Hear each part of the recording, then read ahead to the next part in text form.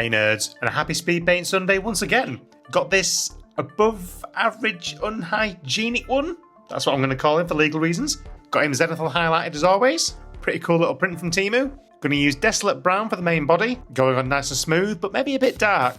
Probably highlight it later on in the week. Loving it so far. Horror vibes already. Going to use matte white for corrections and highlight the mushrooms and boils on his body. It's at this point I realised there were way more than I thought.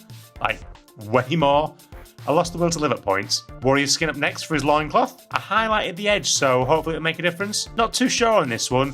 It's a bit dark, but I'll recover it later. Broadsword silver for the chains and metal parts holding the bell. Not too shabby, might just need some shading. Talos bronze for the bell.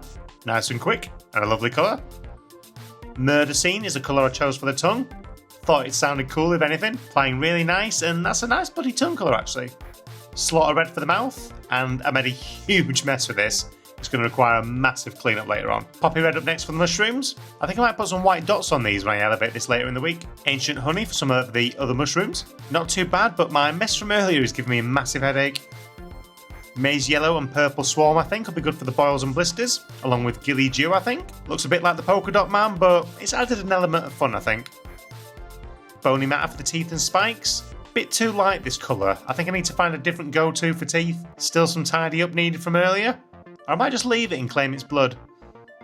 Golden armour for some of the sword accents, with a mix of purple swarm and enchanted steel for the blade. Really nice gold actually, I might have to use this one more. Purple steel mix, not looking too bad, but if it does dry badly, I might just go in with enchanted steel. Ruddy fur for the handle, and that'll be the last colour apart from the eyes I think. Keep an eye on the channel nerds, as I'll be highlighting this at some point in the week, but it's Speed Paint Sunday, so speed paints only for now. Let's go on with the Worthy Gig, and ciao for now.